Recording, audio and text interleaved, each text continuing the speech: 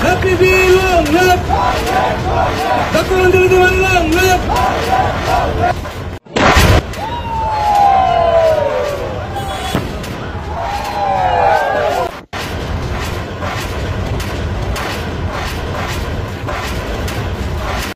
थारैनो आं दिनै जोबोद गोजोननाय मोनदों आरो आं गिबियावनो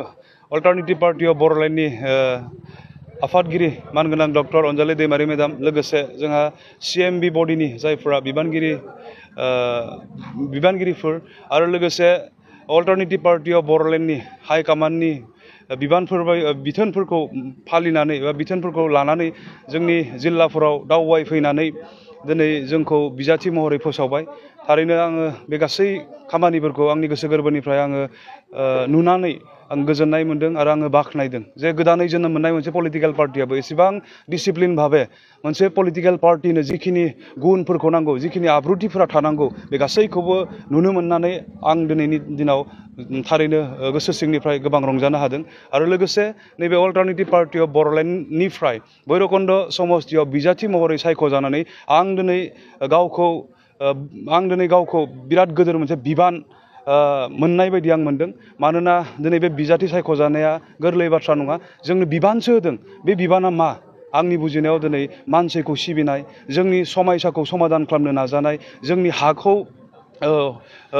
हा हुनि जेंनाफोरखौ समाधान खालामनो नाजानाय जोंनि समाजखौ जोंनि ओनसोलखौ जौगाहोनो खामानि मावनाय बे गिदिरथार मोनसे बिबानखौ दिनै आङो अल्टारनेटिभ पार्टी अफ बर'लेण्डनिफ्राय मोनदों आरो बे गिलिर बिबानब्लाबो आं बेखौ मोननो हानानै थारैनो आङो गोजोननाय मोनदों आरो आं दिनै फोथायदों अल्टारनेटिभ पार्टी अफ बर'लेण्डआ आंनो जि बिबानखौ होदों बे बिबानखौ आङो बाननो हागोन होननानै आं दिनैनि थारिखआव रंजानानै बुंनो हायो भैरबकुन्द समस्तिनि रायजो राजाफ्रा नोंथांखौ बरायदों बिजाथि महरै सेथियाव नोंथांनि खामानिया मा जागोन दिनै आं नायदों आंनि भैरबकुन्द समस्ति हिसाबै भैरबकुन्द समस्तिया दिनै हाजो जिं जिङाव थानाय मोनसे समस्ति बियो 70% दिनै इन्टारनेशनेल बर्डार आरो आलादा गुबुन मोनसे हादोरसानि सेराव थानाय बे समस्तिया आरो बे समस्तियाव दिनै आं जेब्ला बेरायदों बेयाव मैदेरनि जेंना नुदों जेब्ला आं बेरायदों बेयाव 100 बोसोर जाबोनाय बा 80 बोसोर जाबोनाय जायगाफोरनि हा हुनि समस्याया दिनैसिमबो जोबाखै आरो गोबां जायगायाव गोग्गो दै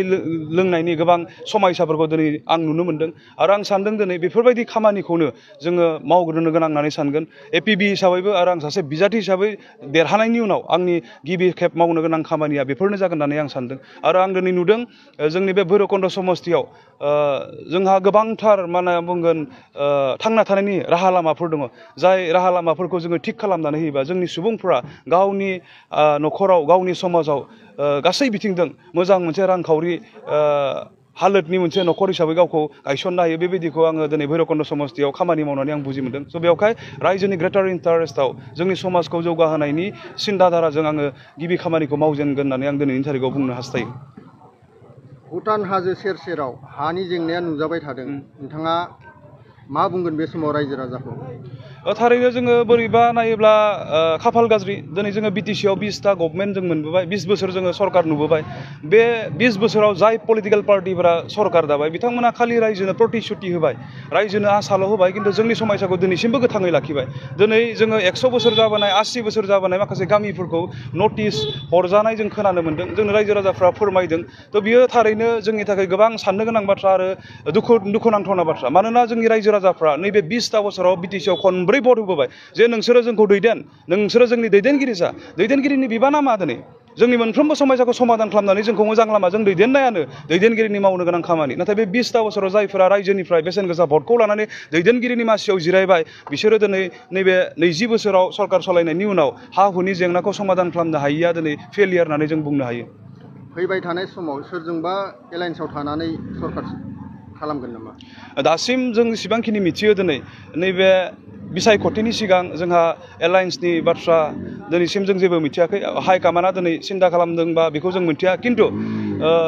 इलेक्शननि सिगां दिनै जोंहा बेबायदि एलायन्स जों दिनैसिम जों मिथियाखै बेवहाय आं एलायन्सनि सोमोन्दै आं बांद्राय बुंनो हाया